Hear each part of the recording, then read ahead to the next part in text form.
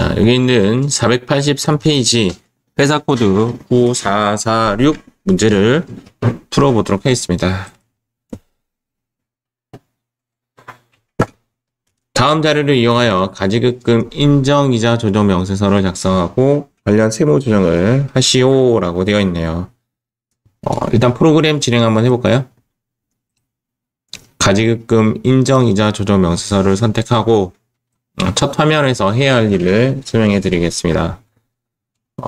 탭이 이렇게 여러 가지가 있는데 가장 먼저 해야 되는 것이 가지급금인 것과 아닌 것을 구분하시면 됩니다. 저번에 제가 암기해야 할 사항으로 제가 말씀드렸죠. 가지급금이 아닌 것을 제외시켜주고 해야 되는데 통상적으로 여기 있는 회계 데이터 불러오기를 이용하면 통상적으로 좀 불러와집니다. 여기 2번이 지금 그 내용인데 일단 약간 요거 잠깐 체크해놓고 현재 업무 무관 가지급금 및 관련 이자 수령 내역은 다음과 같다라고 되어 있고 2023년 6월 13일 이렇게 되어 있는 것은 실제 입력할 때는 2024년 1월 1일로 전기 2월 형식으로 입력을 해야 합니다. 이것은 앞에서 제가 어떠한 파트 수업하면서 이런 말씀을 드렸죠. 여기 같이 한번 해보겠습니다. 자, 회계 데이터 불러오기를 클릭합니다. 여기를 이제 클릭하시게 되면 이렇게 저번 시간에는 얘가 입력이 안 되어 있었는데 지금 여기는 이렇게 입력이 되어 있죠. 제가 요거 잠깐 설명할게요. 요거는 그냥 1, 4로 외우긴 외워야 되는데 계정 과목및 조교 등록에 가보면 가지급금이라고 치면 요런 게 뜹니다. 요런 거. 고정 조교. 약간 느낌이 어떤 것과 똑같냐면 조교 8 타계정 대체. 그거랑 좀 비슷합니다. 타계정 대체를 넣으면 컴퓨터가 프로그램이 조교 8번을 인식하죠. 그런 것처럼 여기는 1,4가 고정 조교입니다. 1,4를 넣으면 이제 다른 데서 얘를 인식하는 거죠. 조교 1과 조교 4번은 고정적으로 이렇게 인식하기 때문에 조교를 통해서 불러오기 작업을 한다라고 보시면 돼요. 그래서 여기는 지급이 1과 횟수 4는 고정입니다. 회계 전표 불러오기를 클릭합니다. 이렇게 웬만하면 이제 불러줘요. 웬만하면 여기 보시면 전기월 1월 1일로 딱 적혀 있습니다. 그리고 차변에 2천만 원이 가지급금으로 잡혀 있습니다. 만약에 얘가 가지급금이 아니라면 지워주는 것이 맞습니다. 일단은 가지급금이 되었고요. 그 다음 가중평균 차입 이자율로 계산할 것 이라 되어 있죠. 화면 우측 상단에 보면 요게 가중평균 차입 이자율로 계산되어 있습니다. 가중평균 차입 이자율로 계산을 했을 때는 차입금 입력을 꼭 넣어줘야 되고 당좌대출 이자율이었다면 위에 선택 사업연도 얘를 시작한 연도를 적어줘야 합니다. 자, 가중평균 차입 이자율로 되어 있기 때문에 얘는 이렇게 2번 그대로 가주시고 2번에 차입금 입력을 클릭합니다. 차입금 입력은 여기 있는 세 번째 칸에 있는 세로 불러오기를 먼저 하시면 일단 불러와지고 여기서 특수관계인과의 차입금이나 문제에서 제시되지 않은 차입금은 삭제해 주어야 합니다. 우리는 여기 페이지에서 이자율만 넣는 것으로 끝냅니다. 자, 세로 불러오기 누르시고 확인 누르겠습니다. 뭐 이렇게 많이 불러졌다 했죠? 보니까 특수관계인으로부터의 차입금이죠. 얘는 지우겠습니다. 얘는 지우겠습니다. 4천만 원짜리 뽀리네요. 뽀리는 지우겠습니다. 뽀리는 지우겠습니다. 지우고 그 다음 9% 7%가 있는데 잠깐만 3천만 원이 순양은행이 지금 여기 보니까 순양은행이 일단 전년도에서 2월 된 거니까 전부 다 1월 1일로 잡혀야 되고 1월 1일로 잡혀야 되고 여기 순양은행이 요 두 개고요. 순양은행이 두 개고 요 두 개 지우겠습니다. 지우겠습니다. 네, 지우고 순양은행만 남겨놓도록 하겠습니다.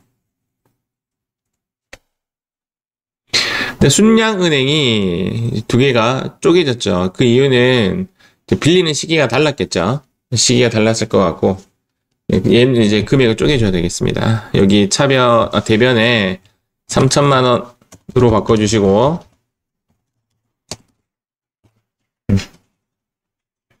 여기 이자율은 9%로 바꿉니다. 자, 하나 더 입력하겠습니다. 2천만 원 해주시고 7%로 바꿉니다.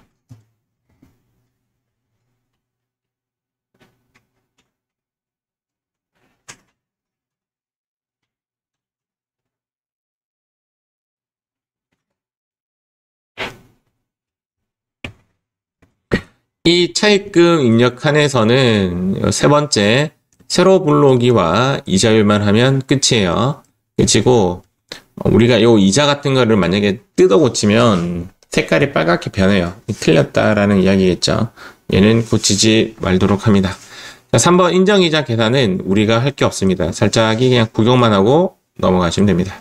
자, 여기 칸, 자, 네 번째 칸으로 와서 여기 회사 계상액이 얼마인지 볼게요. 봤더니 없습니다. 그렇죠? 회사 계상액이 약정액을 무상으로 약정을 했고 이자 수령액 자체가 0이네요. 회사가 없기 때문에 이 금액이 조정 대상이 됩니다. F3 누르시고 자, F3 누르시고 직접 입력 해제해 주시고 인정이자라고 하고 대표이사 두 번째 것을 선택해서 1640 엔터 엔터 엔터 이렇게 치면 끝이 납니다. 크게 어려움은 없어 보이죠? 크게 어렵지 않은 문제입니다.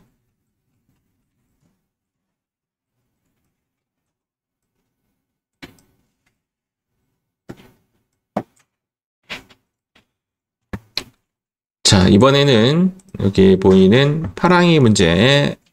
좀 특이한 문제인데 어려운 건 아니에요. 어려운 건 아닌데 여러분들이 처음 보는 화면이다. 그렇게 생각이 듭니다. 자, 441페이지를 풀어보도록 하겠습니다. 풀어보는데 조건이 컴퓨터를 믿으시오 라고 제가 지금 적어놨네요.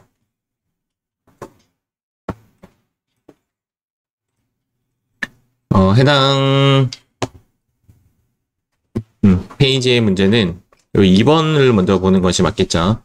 2번에 보니까 지금까지 봤던 것과 달리 2명이 나왔죠. 이럴 때는 강제로 입력해 주시면 되겠습니다. 가지기금 인정이자 조정 명세서를 클릭하고 회계 데이터 불러오기 한번 해보겠습니다. 아무도 없죠? 대표이사 유현진.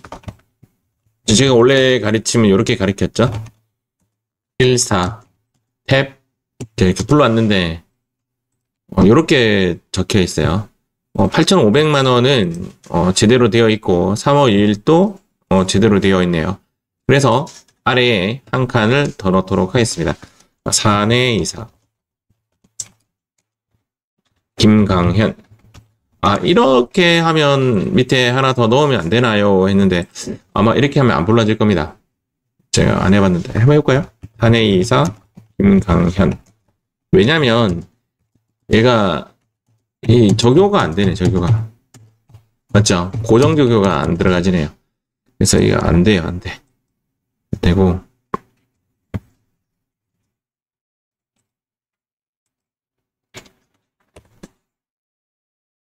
안 돼. 안 돼. 안 되고 그냥 강제로 입력하시면 됩니다. 날짜가 2024년 5월 17일 2번 5월 17일 금액은 1,700만 원. 이렇게 하시면 돼요. 이렇게 하시면 되고 어쨌든 둘 다 가지금이고 수령이자도 보이네요. 이 부분 때문에 제가 약간 여러분들이 움찔거릴 수 있다라고 보여집니다. 자, 여기 일단 작성이 된 이후에 우측 상단에 있는 이자율을 선택해야 되는데 문제에서는 가중평균 차입 이자율을 한다고 이렇게 나와 있죠. 그래서 더 이상 건들 게 없고요. 차입금을 넣을 예정입니다. 차입금은 2번에 있는 차입금 입력을 누르시고 세 번째 세로 불러오기를 하면 쫙 불러지죠. 대부분 불러와지고요. 여기서 이제 특수관계인과의 거래는 지우면 됩니다. 역시 여기 동호물산은 지워줘야 되겠네요. 도움물사는 요건 삭제하도록 하겠습니다. 여기 데이터에서 우리가 해야 할 일은 이자율만 넣으시면 됩니다. 새마을은행은 이자율이 2.9%죠. 이렇게.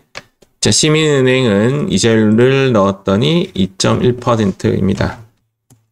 혹시 여기 이자 금액과 여기 이자 금액이 다르다 하더라도 바꾸시면 안 돼요. 컴퓨터에 있는 그대로 넣으셔야 돼요. 과거에 이제 여기 있는 이자랑 이제 우리 차입금이 있기 때문에 차입금과 이자로 계산된 결과값에 대해서는 여기 이제 숫자랑 여기 숫자가 다르게 나온 적이 있었어요. 과거 문제 한 문제가 그게 이제 고치는 문제로 나왔는데 사실상 고치는 게 틀렸어요.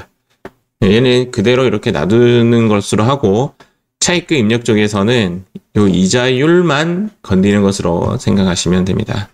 3번은 넣을 거 없고요. 4번 가서 이제 회사 계상액을 넣을 건데 회사 계상액 유현진은 63만 원이라고 넣고 그 다음 김강현은 26만 5천 원으로 넣고 아무 생각 없이 얘가 정답이구나 하면 정답이 맞습니다. 그래서 F3 누르시고 이 금액에 대해서 인정이자 대표이사 부분에 대해서만 이렇게 넣도록 하겠습니다. 문제는 이게 끝인데 왜 파랑이를 줬냐면 좀 깊이 좀 보면 여기 보시면 회사는 63만 원으로 계상을 했고 인정이자는 183만 6천 원이니까 이만큼 차익에 대해서 이렇게 내는구나 이해했어요. 맞죠? 그런데 얘 봐요. 회사는 26만 5천 원을 계상을 했고 회사는 26만 5천 원 계상했고 실제 이자는 27만 원이니까 그럼 나와야지 금액이. 맞죠? 그런데 이런 말이 있네요. 이런 말. 이거 어디서 우리가 봤냐면 그 부당행위 계산 부인 규정 이런 거 했을 때 5%하고 3억이라는 거 기억납니까? 이 부분인데 이게 시가와의 차익 5 빼기 6이 5 빼기 6이 이 금액이 여기 지금 7번이죠. 7번이 3억 또는 이 비율이 5% 이내이면 3.89죠. 그러면 이 정도 차이 나는 거 그거 굳이 상여 때리지 않겠다라는 규정이 있습니다. 이것도 컴퓨터가 계산해 주는 거죠. 이 비율에 대해서는. 그래서 인정이자 부분 회사 계상액과 인정이자의 비율인 거죠. 이 두 개의 비율이 5% 안 넘으면 또는 이 차익이 5억이 넘지 않으면 괜찮다. 뭐 이렇게 보여지는 거죠. 그래서 이 조정액이 안 뜬 겁니다. 크게 고민 안 하셔도 돼요. 일단은. 그래서 이렇게 보시면 됩니다. 그게 어렵지 않고요. 자, 마지막 문제 383페이지 세팅하도록 하겠습니다. 자, 제가 풀이 한번 해보겠습니다. 가지급금 인정이자 조정 명세서 마지막 문제죠. 일단은 가지급금인지 아닌지를 체크하는 부분이 여기 라인이죠. 여기 라인이 그러니까 생각으로 불러지지가 않는 그렇습니다. 불러지지 않았죠. 그래서 여기 가서 이렇게 해서 그냥 요 빈칸에 불러오기가 이렇게 안 되더라고요. 안 돼서 이 빈칸에 그냥 적도록 하겠습니다. 그래서 안 불러지면 그냥 적으면 돼요. 근데 이 부분이 하단에 이렇게 나오죠. 하단에 이제 보고 입력을 하는데 여기가 요거 때문에 틀리는 사람 없어요. 이거 어떤 이야기냐면 내가 3번을 넣어서 3번을 예를 들어서 이렇게 넣으면 지가 알아서 대변으로 가요. 그래서 얘를 자기가 아마 2번으로 적을 것 같아요.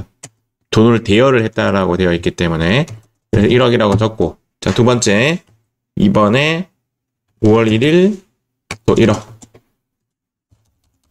이렇게 넣으시면 돼요. 자, 그 다음 얘가 지금 가중평균 차익 이자율을 적용하기로 하였다라고 되어 있기 때문에 우측 상단에 가중평균 차익 이자율로 계산 오케이 끝났죠? 차익금 입력은 불러오기 세 번째 거 불러오기 하고요. 그 다음 여기 보니까 목성과 수성은행이 있는데 둘 다 특수관계인이 아니다 맞죠? 하나은행은 없으니까 삭제하고 목성의 이자율은 3.5% 수성의 이자율은 4.5% 이렇게 이자율만 넣는 것으로 끝. 그 다음 인정이자 계산 갔다가 조정하고, 그 다음 회사는 300만 원을 하기로 하였다. 300만 원. 자, 이렇게 입력하는 것이 이제까지 우리가 해왔던 방식이죠. 그런데 이 문제가 뒤에 답지를 한번 보시면요. 532페이지에 답에 보면 이런 멘트가 있습니다. 이제 어떤 멘트가 있냐면 업무 무관 대여금에 대한 이자 지급 약정이 없는 경우. 아까 그 문제가 보니까 약정이 없다라고 되어 있어요. 약정이 없는 경우는 느낌상 돈을 가져가는 것이 약간 횡령식으로 가져갔다라는 느낌을 받게 되는 거죠. 회사에 어떠한 것을 적고 가져간 것이 아니라 그냥 가져갔다 이거죠. 약정이 없는 경우에 이자 수익은 전액 입금 불산입 잡고, 그리고 회사 계상의 부분에 여기 부분을 입력하지 않습니다. 전액 다 입력하지 않으면 이만큼이 되죠. 전액 다 인정이자 상당액을 입금 산입합니다. 이제 어떤 이야기냐면 6890706 부분을 F3를 누르고 이 금액을 전액 다 인정이자 대표이사 부분으로 넣고, 그 다음 아까 했던 이 입금 이자 수익에 대해서 전부 다 입금 불산입 잡아버리겠다 이 말입니다. 이자라고 하면 뜨나요? 안 뜨네요. 요거는 안 뜨는 이유가 유보 잡아야 되는데 기타라고 되어 있죠. 그래서 얘는 F6 누르고 이자 수익 301번 이렇게 잡아줘야 정답이 됩니다. 이 부분이 이제 추가가 되기 때문에 요렇게가 정답입니다. 야, 이거 과연 실제 문제에서 단 한 명이라도 맞췄을까요? 저는 그래 생각합니다. 전원 다 틀렸을 거라. 물론 저도 틀렸습니다. 저도 이 문제를 풀었을 때 당연히 여기에 300을 적었죠. 300을 적었습니다. 회사에 당연히. 그리고 나서 이제 이 문제를 통해서 제가 이 부분이 틀린 것이 알았게 되었습니다.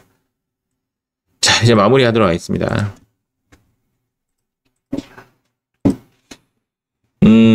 다시 정리해보면 가지급금 가수금 입력 탭에서는 가수금인지 아닌지 판단해야 되고 요 부분 가지급금인지 아닌지 판단해야 되고 이자율을 선택해야 됩니다.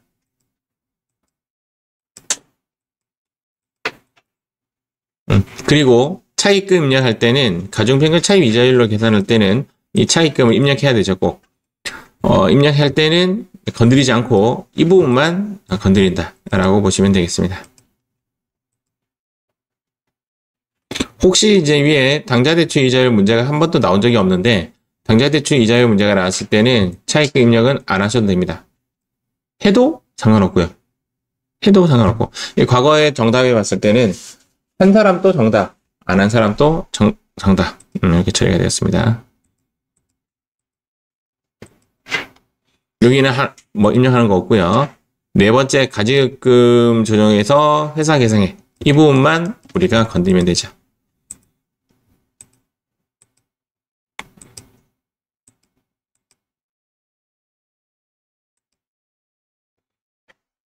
요것도 컴퓨터에서 시키는 대로 하시면 돼요.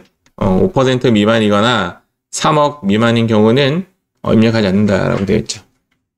여기는 이때는 4.145997이었네요. 그래서 5% 미만이면 입력하지 않는다.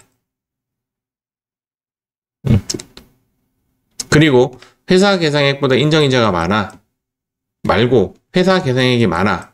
회사 계상액이 많으면 이것도 마이너스가 되거든요. 마이너스가 되면 어떤 이야기냐면 회사가 인정이자를 더 많이 받은 거죠.